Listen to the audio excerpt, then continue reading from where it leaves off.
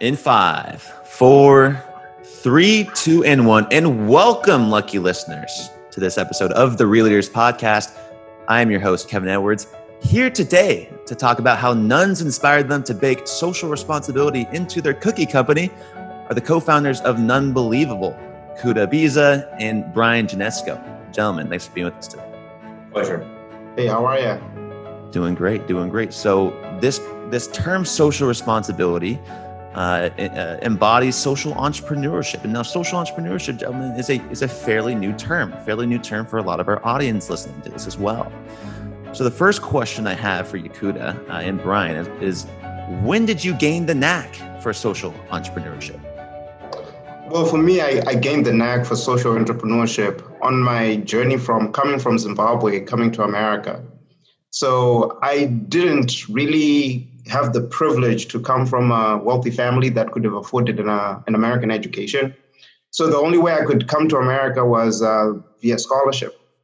So when I graduated high school, I didn't have the scholarships that I needed to come to America. So I turned down an opportunity to go to school in Africa to just pursue that. So it took me 2 years between the time I started pursuing, this college education to when I finally got the funds required to come to America. So that journey made me experience firsthand what it is like not to have the opportunity to get an education.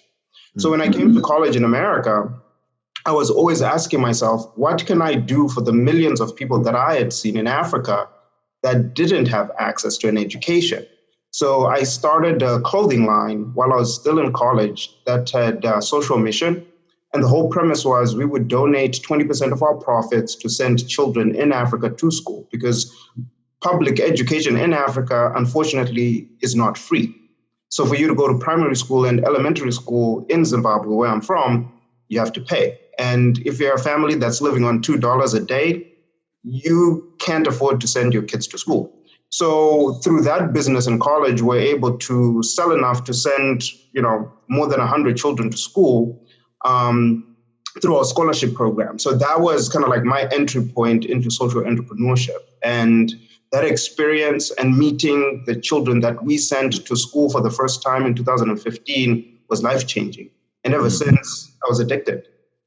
Interesting. And just real quick before we ask Brian, is are you still involved in that foundation? And what's the impact been like? So AFR Clothing, it still does exist. My wife now runs it. She's more fashion-centric than I am. And we still do send kids to Africa to school. So we're still continuing to do that work, and we're just building on what I had established, years back. Interesting. All right. Well, thanks for sharing that, Kuda. Brian, what about yourself? Well, now you can see why I had to partner with Kuda Biza on this particular venture. My journey into social venture was really an evolving process, and it started when I launched my first business. And Kuda's heard this story many times over at this point, but we had pioneered the fresh meal delivery business because I wanted people to find a healthier way to eat. I knew myself as an active New Yorker, time-starved professional, nutrition took a back seat. So that's what led me to start that first business. And what that did during that journey is as we started partnering with different organizations to help us get going, our first mission was to work with a nonprofit up in the Bronx where we had our first commercial kitchen to help people, women coming off of welfare to work programs, eating healthier vegetables. And because we were a fresh meal delivery service, it was a great initial partnership. And so for me, that was my first real exposure to really trying to make a difference in people's lives, really at the baseline. And as we were cooking and preparing meals for everyone else, this was a natural extension of being able to not just provide people with healthy eating alternatives, but to help teach them how to cook and eat healthier. So from that experience, we were able to grow that particular business. And after raising a couple million in venture capital, I was able to sell that business to Nutrisystem. And since then, everything that I have done in the food space, out of the food space, has really been about transformation. I'd like to think of it as about transformation, whether it's helping to advise people on how to start a business, how to take a principled approach to entrepreneurship, to helping people live healthier lives through healthy eating, and whether or not we partner with different organizations. And we'll get into that a little bit more with Nunbelievable, because it's very much linked to our DNA. Our whole business model is linked to helping those in need. But everything that I've done since selling that business, about 10 years ago now, has really been about transformation and social venture. I love it. And, we just featured the 100 top impact companies. And one of the CEOs of the organization, I think, just alluded kind of what you just said, the transformation. I asked him, what to you, what is impact? And he said, well, it's transforming lives. That's what impact is. So I thought that was a pretty interesting. I want to stick on that point, because I think the impact is also tied into the United Nations Sustainable Development Goals. The 17 goals the United Nations have set out to achieve by 2030. Things like no poverty, no hunger, sustainable cities, gender equality, social justice, little things like that, little things like that. Little things, But it seems like you both have this connection of education and health.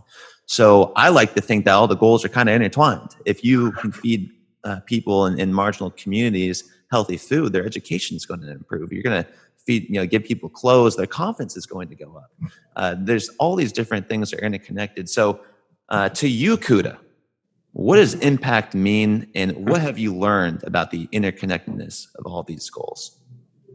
Yeah, I think the goals are interconnected, so you talk about number 2, zero hunger. In order for you to achieve that, there's some level of achieving number 1, which is, the poverty one, right? You have to look into ways where you kind of like have to alleviate poverty. So I think the interconnectedness exists because I think as human beings, we're all interconnected in everything that we do. And from a business perspective, you can even see the way we are even working on Nunbelievable. We are doing it in a manner where we have one stakeholder, which is the consumer, purchasing our product, and through that purchase, it connects to the impact. So there's kind of like 2 impacts that's happening. We impact our consumer, through the deliciousness that they're gonna enjoy from our cookies, and we're gonna help them, maybe stop their hunger. If they were hungry, they have a cookie, now they're good. But in reality, what they're also doing is they're saving lives. We've had the opportunity to go out and volunteer at some of the soup kitchens that we partner with and meet firsthand the people that we're impacting. And you really do see that we're making an impact. And what we've also started doing is bringing some of our customers along so that we actually bring that interconnectedness as well, where they also come and meet the beneficiaries of the impact. I think what's important to note as well that ties into the Sustainability 2030 goal is not just providing meals to those in need in the moment, which is very important, but to also work on opportunities to get people out of the soup kitchen. I think, a number of organizations, and I might just name one, New York City Relief is one that not only do they provide a meal, but they sit down with the people who they serve. We sat down with them last Friday when we volunteered, and you understand their story and you try best to direct them to services. So there's a lot of other nonprofits and charities and other entities, whether you're a vet with PTSD, you're suffering from mental illness, or you're a mother with children, you just don't have enough money to eat. Like, why are you at the food pantry to begin with? And what can we do to help you move to next? And I think that brings it full circle to actually solve the hunger crisis. And that's an important element about what we're trying to advocate as well. Got it. And what I think, okay, let's take a deeper dive into what is a social entrepreneur. So I want you kind of to both tell me, for our audience, how you would describe let's say a social enterprise, not an entrepreneur. Let's say a social enterprise, Kuda. To you, what is a social enterprise, and how is Nunbelievable a social enterprise specifically? So for me, the social enterprise is, people usually say like, oh yeah, for profit. Yeah. I think the clear definition of a social enterprise is you're for purpose, right? Yeah. You are a company that stands for a purpose. Yes, you're a for-profit company, but you decide to use either a portion of the profits or all of the profits to go address a social need. So for me, that's really the definition of a social enterprise. And that's how we're set up in Nunbelievable as well. So we're a for-purpose business where we're using a portion of our profits to fight and end hunger. 40 million people in America struggle with hunger. When you think about it, that's more than the population of Canada. So you have more people who are food insecure in America than actual people in Canada. So we've taken a stance as a brand to say, we're going to create value for our customers and also help fight and end hunger. That's kind of like our social mission. Ryan, what about yourself? Would you say that's a fair description of social enterprise? That's a very fair description. I think where business models today, and certainly in the future, are moving is toward the idea of not just social enterprise, but for profit with a mission. When you think about the impact that a company can have, certainly on the bottom line, when I look at any business that I'm starting today or I'm advising on starting, there has to be woven into the DNA a connection to a cause. And why that's important is because that touches every stakeholder in the organization, whether it's the customer, the employees. You as an employee, you have a choice. We're in a low unemployment rate right now. I've got to find ways to motivate you. So even if I wasn't interested in the cause, just to keep and retain employees, talent, we should be doing this, right? But you're dealing with customers, you're dealing with employees, you're dealing with suppliers, you're managing other participants in the ecosystem. And so when you're for profit and for purpose, you're now combining all of this. And I think you're creating, my belief is that you're going to create a model that's here for the long term. So unlike a traditional nonprofit, which has to spend a fair amount of time fundraising, going out and fostering wealthy donors and having galas and other celebrations, that's fine. But I think as a business, we can create a model where if you're donating 5, 10, 15, 20% of every dollar that you generate to supporting one of these causes, it becomes an authentic connection. And those businesses can be here for the long term. So in short, I think the days of businesses on Wall Street that are just focused on quarterly profits, I think those are coming to an end if that is the only thing that you're looking to manage. And I'll just add one more point, which Brian kind of like alluded to. I think another defining factor is the whole notion of sustainability, right? Like as a social enterprise, you want to create a model where you can make this into an ongoing sustainable entity. As a for-profit, you're always going and asking for money, right? So if the donors are having a bad year, it's another 2008, the donations might not come in and you won't be able to provide impact. But if you're meeting a consumer need, for us, people are going to eat 365, days a year, 3 times a day. So that's a need. And if you create a business with a value equation where you're able to also then impact, it then becomes sustainable. So I think for me, that's another key defining factor of being a social enterprise. Yeah. Okay. And I have this conversation a lot with people that don't quite understand. So one of the takes is, okay, well, how is this going to make my company money if you're giving away profits? So a social enterprise can be baked into the company. And what you're saying is, I think, Brian, you alluded to it, it's throughout all of the stakeholders in the organization. Everyone buys into this mission. Therefore, the relationships are better with suppliers. The customers have an appeal to you, as well as the employees are probably going to stick with the company longer because of the social purpose or mission. Is that that's part of the equation. But at the end of the day, as a business, you need to stay in business. And so when you look at most companies, most consumer companies, they're spending 20 to 30% of their revenue on marketing activities. So if we look to cut that down, instead of 20 to 30%, maybe we're 15%, 10%. And how do we make up that delta? Because of the mission, the nature of the referral network, the press that can come out of that, those opportunities don't cost you directly. So the money that you're saving in marketing, you can still be a profitable company, but instead of spending it on marketing, trying to acquire customers, you're not able to give back to the causes that are woven into the brand, to your brand's DNA. And that is what I think a lot of social enterprise is able to capitalize on today, because you like our product and you're willing to recommend it to a friend, and then someone else might pick up a great press piece and then promote us. That is, I think, a very valid, and it is a way that we're seeing, other businesses grow. And there's other businesses in the space that we admire who are doing phenomenally well and are profitable. Yeah, and there's this whole trend around conscious consumerism. Yeah. Where consumers are now very conscious of how they vote with their wallets, because every day when they go buy products, they're voting, right?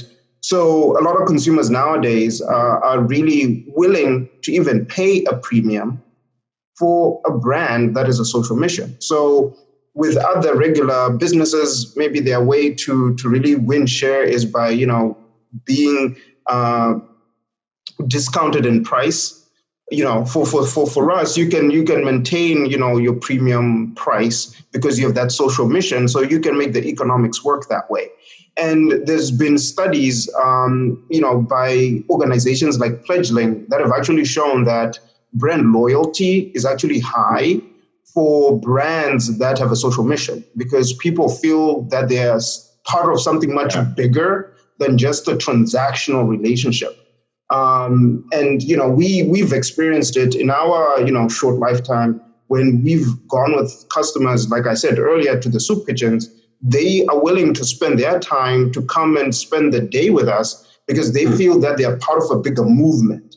So because of that, there's an opportunity where you don't have to then cut down on prices. You can still charge what makes sense economically for you to remain profitable, because consumers are willing to pay that extra 5% because they know that this is a bigger mission, it's a bigger purpose, and they want to be part of it.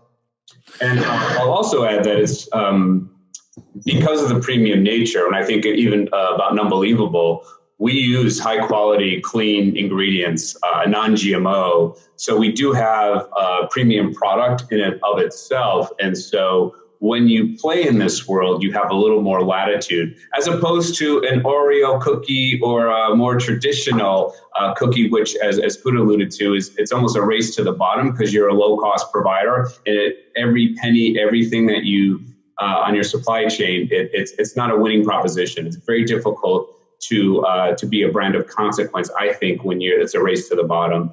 Where we're playing, because we're higher quality, we're better for you ingredients, we have a little more latitude, and customers vote with their wallets. They want to know that their dollar has purpose and impact. Kuda, how old is this company? Nunbelievable. So we launched Nunbelievable on October 14th, 2019. So about, I remember the day, I'll never forget it. So about, 5 months old. Yeah. So, we're still fairly young, but, we're excited with the progress that we've been able to make in such a short period of time. Even during pre-launch, we even had customers purchasing because they believed in the mission, they believed in the vision, and they wanted to be a part of it. Brian, part of the go-to market was getting pre-orders, and I think that's quite common. A lot of companies you'll see raising money on Kickstarter, which A, generates awareness, B, generates pre-sales, C, demonstrates that there's a demand for a product. We didn't use Kickstarter per se, but we had an audience that we could launch into. We did a couple of big events before we officially launched to just generate interest, awareness, traction, and some sales, and we were very fortunate in that regard. So, Brian, when you launched New Kitchen, you said it got bought by Nutrisystems. Yeah. And what came along with that? Now, if Nunbelievable is say to get acquired and bought out, some investors who, if they're not aligned with the mission of the company, may come in and say, okay, well, how do we maximize shareholder value, which would be the opposite of maximizing stakeholder value? Yeah. And they say, okay, well, we don't want to give these profits away. What would you say to an investor like that? And how would you deal with those difficult decisions to stick with the non-GMO healthy nutrients as well as the social responsibility aspect? That's a great question. It's a really good question. And let's start with the investor. We wouldn't align with an investor unless they believed in this. And frankly, all market indicators, all the trends, I work with I'm an advisor at Sparks and Honey, a think tank on the future of ingredients and what people are looking for. And clean ingredient decks are the way of the future. So number one, if they weren't into whether it's non-GMO, organic, or clean eating, it's not the future, number one. Number two, that isn't the right investor for us, because if that's how they're aligned, then they're probably not aligned in other ways that we think about building a business, building a team, fostering a team. So we just wouldn't entertain that. And there are enough investors today, and even venture capitalists and venture-backed models who are interested in this. If we look at some of the analogs in this space, whether it's Bombas Socks, Tom Shoes, some of the other for-profit, for-purpose companies, they're able to attract investment. So we're not the first in this space. We may be the first as a premium baked goods company, because I don't know anyone else that's doing what we're doing, certainly at our level. But I am not at all concerned or worried about finding the right investors and aligning with the right kinds of folks who can help us scale and grow this into a billion-dollar brand. Because the bigger we become, the more impact we can have in the world. Amazing. And so, Kuda, if I go to any impact conference, there's going to be someone there that is going to be presenting about the importance of measuring impact. Organizations that measure more than just the bottom line and what is on the balance sheet. Have you thought about what type of impact metrics you will be measuring in terms of feeding the 40 million food insecure in the United States? Yeah, it's something that I spend a lot of time thinking about. So, we obviously measure the number of meals that we're donating, number one. But I mentioned volunteering earlier. So we've also started measuring the amount of volunteer hours that either our team or the people that come to volunteer through us also provide. And as the business evolves, I'm pretty sure we're going to be adding more metrics to this. And, we're looking into our entire supply chain as well to really figure out how can we optimize and become more sustainable in those areas. And that will be another metric that we will measure as well, because we're also quite, in tune with some of the issues that we face, things like climate change, being, more responsible to the earth. So we have a little bit of way to go there, but these are things that we're working to optimize as the business grows. So those are going to be other areas that we're going to be measuring in terms of our impact. But we do believe in that triple bottom line scoreboard and just having these scorecards, because that's how you're able to measure success. So whatever you can measure, you can manage. So for us, it's something top of mind. Fascinating. So, gentlemen, I have to ask, how good are these cookies? Oh, they're awesome. And we're going to get you some. I'm sorry we didn't get them before the podcast today. It's all right. It's quick scheduling. We'll figure it out, though. Yeah. And if reviews are any indicator, if you go on our website, so far we have more than 100 5-star reviews, which is great. So we're loving the feedback we're getting. We worked with culinary expert here in New York City to help us develop this initial line.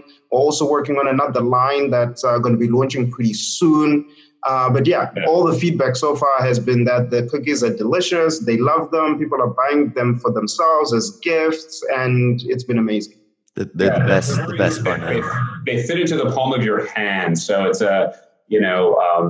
they're delicious. It's a very hearty snack. Think of it in that regard. But I promise you will find them absolutely delicious and unlike anything you've had before. Well, it was funny. I think when Phil had sent me the email and Kuda had reached out, I just saw the Nun logo and I just said Nunbelievable. I'm like, it doesn't matter. Anything else I read, it doesn't matter. I want to get these guys on the show. I just think it's the coolest thing. Now tell our audience, what's the story behind the Nun and why is that the logo right now? All right, so I take this one. We can weigh in. We were inspired by a group of nuns in San Francisco whose mission, they were being evicted from their mission. I think it was in 2016. And a group of Good Samaritans led by Tony Robbins and Mark Benioff went in and bought the mission for them. And as we got to know the Tony Robbins organization and Mark Benioff and a few of the other investors, we wanted to come up with a model that could help address food insecurity. And the reason why these nuns became an important player is because these women have devoted their lives to serving those in need without judgment. And so we were very much inspired by that. We're a non-religious company, but we took the need of nunness, the idea that we all have this ability, this compassion within us to give back to the community. So again, we're non-religious, but we are affiliated with multiple charities. Some might be religious, like a couple of Catholic charities, but the ones we're working with in New York, such as New York City Relief, Joshua's Kitchen in South Florida, are a-religious. So we're not looking to be that, but we did want to play with that brand. We want to have a little fun with the brand because it's a serious subject. But at the same time, we wanted to recognize the good works that these particular women are doing. And so supporting those efforts to both provide meals to someone in need today, but also figure out a way to get someone out of the soup kitchen tomorrow, which does become an important metric that ultimately we will be able to track. Right. I mean, these are people dedicating their lives to service, and they're impressive people. Like, I don't know how they do it, to be honest, but they do, and that's part of who they are, part of the mission. Now, where are these cookies being made? You said they're non-GMO, so where do the ingredients come from? Let's kind of walk through the supply chain. Where are these coming from, Kuda? So the cookies are baked in Los Angeles, in California. Yeah. And the ingredients come from, pretty well vetted suppliers, some that are local within the California area and some throughout the country. Yeah. So, we ship out of the Midwest. That's where we have our, warehouse. So yeah, they're made on the West Coast and we ship all over the country. So we're based in New York, we bake in California, and we ship in the Midwest. That way we're truly across the country. Okay, so you launched in October 2019. What's been the most exciting symbol or sign that the company is doing well and that this is gaining some traction? So during our pre-launch event, a gentleman came over to us and, he was like, "Hey, Kuda, I've been thinking about something." I was like, "Yeah, go ahead, tell me." And he goes like, "What if I was to buy 100 boxes of cookies per month for 2 years? Would you like that?" And I'm like, "What? Of course I would love that." And I was like, "Let's do it." Yeah. So there's this gentleman in Texas who came to us and made a commitment to order 100 boxes of cookies for 24 months. And we've been doing that ever since we launched. So Scott Tennant with Synergy Medical Group sends boxes of cookies to 100 customers for his business. So for us, it was a testament because he sampled the cookies and understood the mission and asked himself, how can I, play a part in this? And, what can I do? And he made a very bold decision in our eyes. And it was a good testament that even before we had gone live, someone was willing to commit to do that with us going forward. And, we've started seeing other companies follow suit where they're also coming in and placing corporate orders for their clients. So now we're seeing this box of cookies that we've created being sent to people as a sign of gratitude and love, and just to show someone that, hey, I'm thinking about you, we love you, and, whatever. And it's kind of like bigger than just cookies, right? Because there's that emotional message that comes with it. And for us to be able to play a role in making people's day a brighter day and strengthening the connection between these relationships is also something big. Plus, the impact that we get to do together with these clients of ours, it's something that we truly admire and adore. With this being such a big problem, not even just in the United States, but really around the world, it's going to take some private servants, some private capital to really achieve these goals. What can for-profit businesses learn from nonprofits, and what can nonprofits learn from for-profits? And Brian, this one will go to you.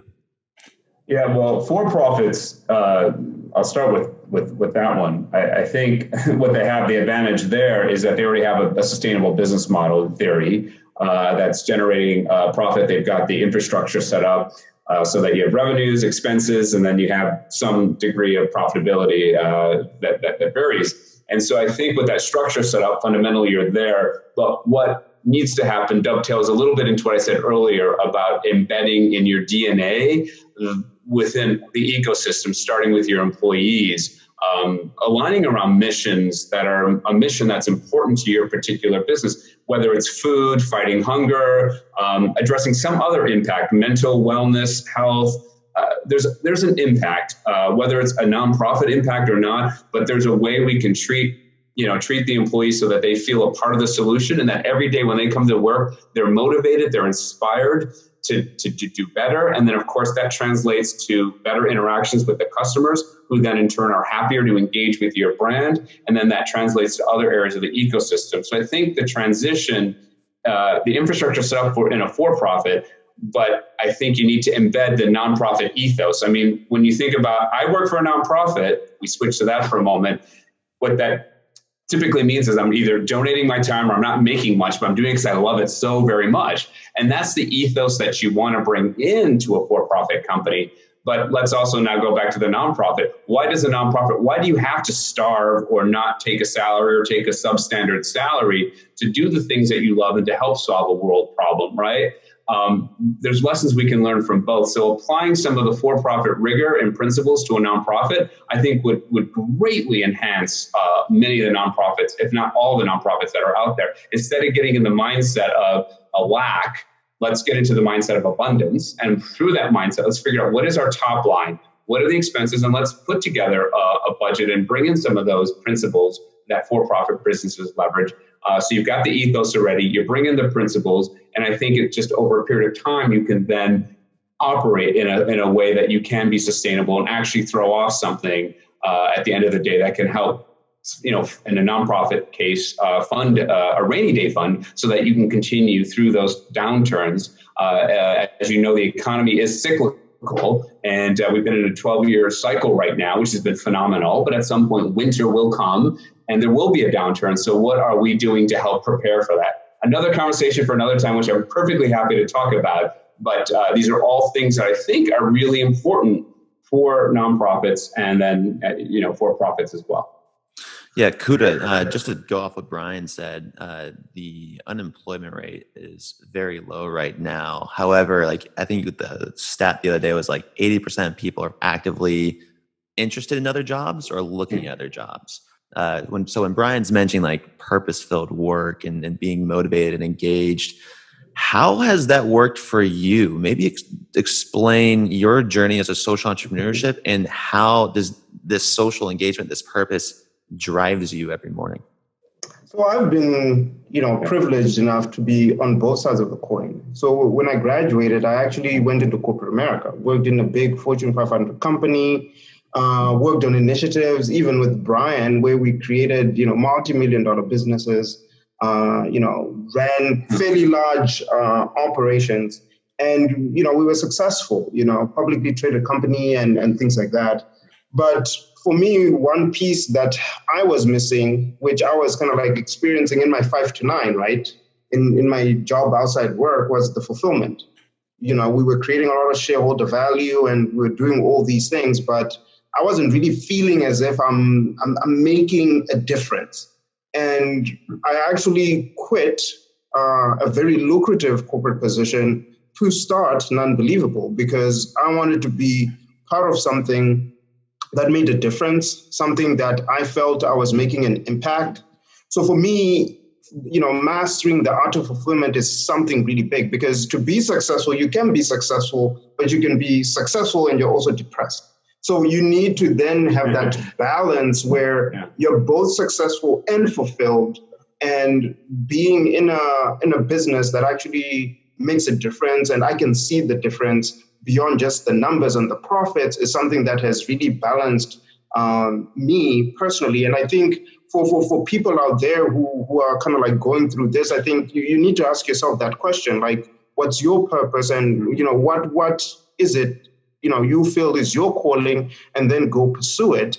But also it comes back to the conversation of how can companies, corporations that is, learn from nonprofits. I think to be able to find a way where they can have, some sort of connection deeper than just kind of some of these general corporate social responsibility, programs we see to really have a more authentic, genuine connection so that their workforce gets fulfillment through what they do. I think it's something that's really important. And Brian, how has the experience helped you as well? I mean, a lot of young adults these days, they want to make a difference. They want to have an impact on the world, but the money just isn't there. The money just is not there. It's very difficult. That's why I think I respect social entrepreneurs so much, because it's just another added task. It's a lot more challenging, in my opinion. I mean, an entrepreneur is difficult enough alone. So where did you go for funding first, and how did you know this was going to be a model that could scale? I will disagree on the fact that it's a lot harder. I think it's actually a lot easier to attract the right kind of people because of everything that we were talking about here. Focusing on attracting employees and tapping into what's in your heart and what aligns with your core. People care about that today. People coming out of college, people in their 20s and 30s and into their 40s are certainly thinking very deeply about making a difference while earning a living. So partnering with a business that right from the start, as part of its DNA, is connected to your core, that's pretty powerful. And so I would argue that you're actually able to recruit and attract people much, much easier. And then on top of that, you have the incentive potentially of equity or the startup or all the things we hear about in the startup world.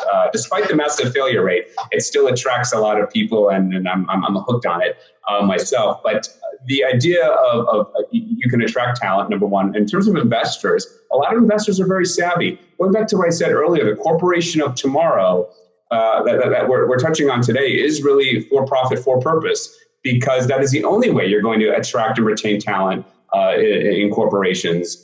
You're seeing most of the Fortune 500 that's there today is not going to be there in 10 years from now for the mere fact that many of them are being disintermediated, they're being disrupted, they're not able to innovate. And why is that? Because they've got a ridiculous monolithic culture and they're not set up for shifting with this new paradigm and shifting with the sentiment of what today's employee wants. And, with 3.6 unemployment, even if it creeps up to 5%, that's still pretty low unemployment by historic standards. So we have a unique opportunity to capitalize on that. So I would argue that raising capital, while always a challenging task, I think because of the mission, people will connect to it a lot easier. And so I do think it's something that resonates really well with people and resonates with a very specific set of investors. And so our goal is, as we attract and look for growth capital, to be able to tap into that particular investment vertical.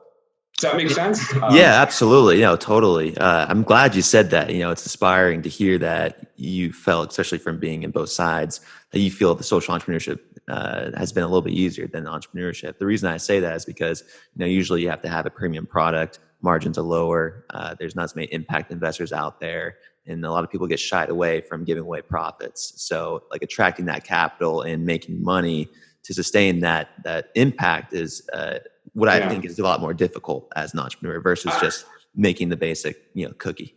Making basic cookie, but the world doesn't need another basic cookie. So I think if that's how you're going to go to market, I think you're going to be stuck in that particular case anyway. Well, there we go.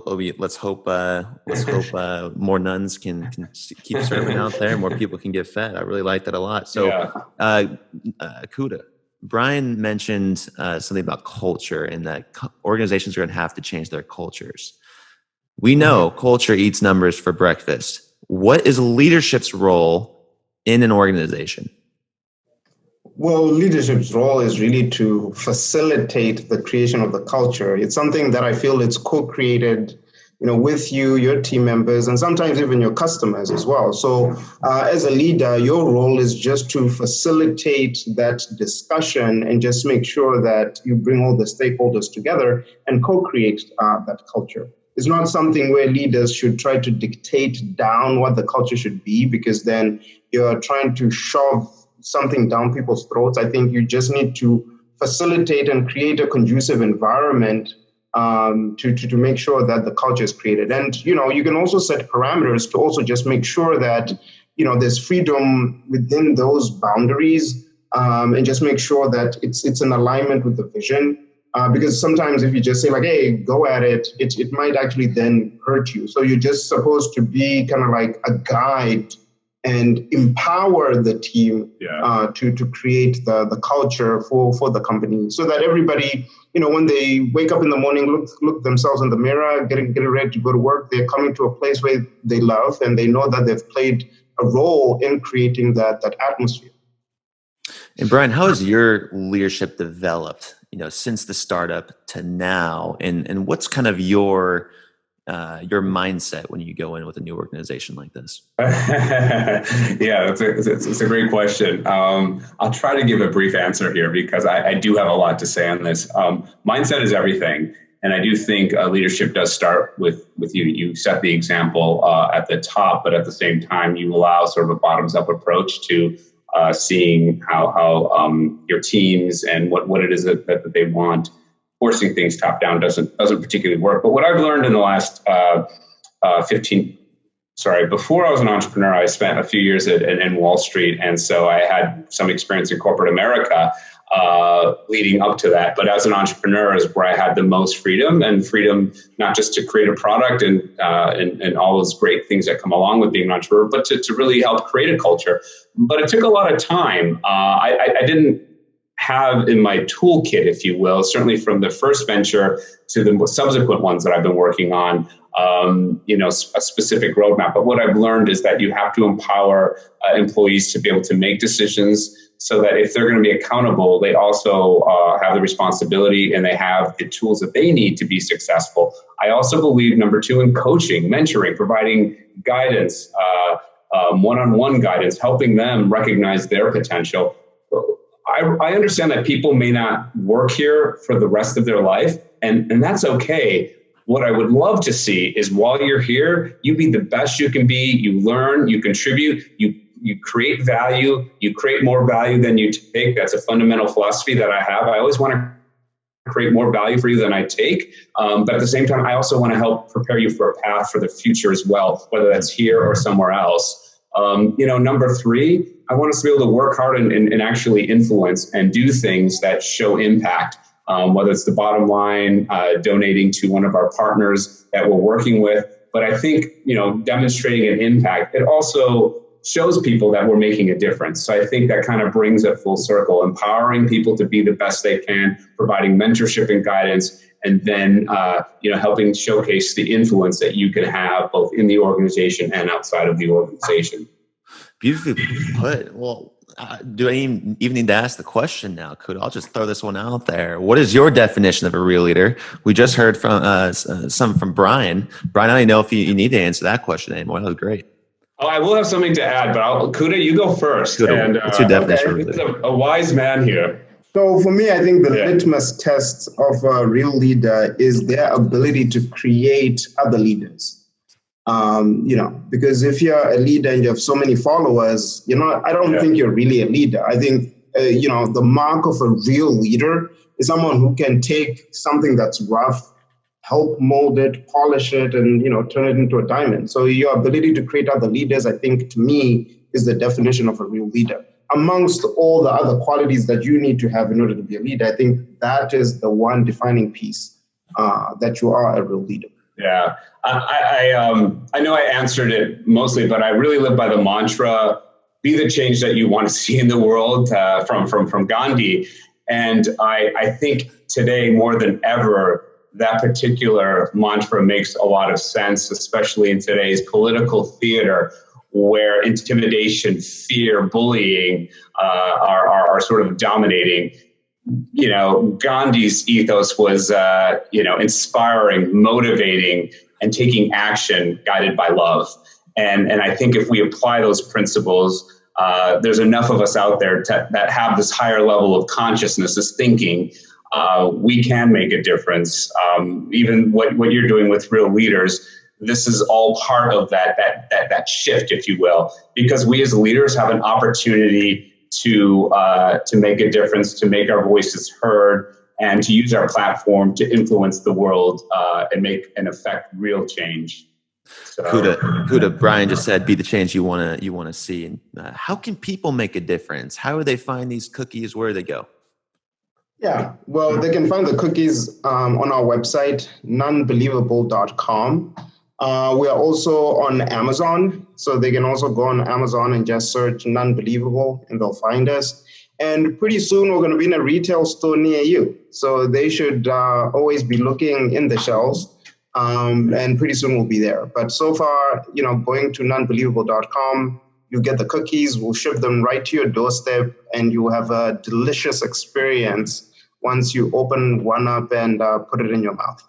So how many cookies we talking? Like how many cookies, how many months? Is it a weekly order? Is it a monthly order? What are we talking about? What are we working with here, Brian? So we have a lot of options. So you can order a one-time order. We have a 6-pack and a 12-pack from a sizing option. Right now we have 5 options you can order. So we have a double chocolate. That one is gluten-free. We also have chocolate chip, classic. You have to have chocolate chip in your portfolio. We also have a peanut butter, Brian's favorite. And my personal favorite is the oatmeal raisin. So you can either buy, as a pack of its own. So you can buy a 6 or a 12 pack of one of the flavors, or you can buy the assorted packs where it's a 6-pack of all the flavors, or a 12-pack of all the flavors. And that's our top seller right now. People are loving the assorted variety because I guess variety is the spice of life. Yeah. And it's important to note that for every box we sell, a 6-pack provides at least one meal to one of the partner soup kitchens. A 12-pack is at least 2. When I say at least 2, we're actually moving for every cookie we sell. We want to be able to provide a meal to someone in need. And so we're working toward that. We're not there yet, but we're very excited. And based on the kind of partnerships across the country that we're forming, we'll be able to provide proceeds for each to buy a meal for somebody that is in need of it. Well, I'm excited. Yeah. I'm hungry, and before we'll get them to you. We're going to get them to you. So yeah. Yeah, and we actually do have a gift for your audience. If they just type in Real Leaders, they will be able to get a 25% off discount on nunbelievable.com. Wow, how about that, people? Wow. Lucky listeners today tuning in, getting some discounts on cookies. Well, before I drool all over my microphone, I just want to thank you all for coming on the Real Leaders podcast today. I think the most important quote that stuck out to me is the world doesn't need another cookie. I really like that. I think that's a really powerful statement right there, because it really doesn't when you think about it. But something like this, that social responsible company or responsibility that's really baked into that organization, the mission, everything that's doing, it can really scale this impact to feed as many people as possible. So I just want to thank you, gentlemen, for coming on the show today. For Kuda Biza and Brian Janesco, I'm Kevin Edwards, asking you to go out there and always, folks, keep it real. Thank you. Thank you. Bye-bye.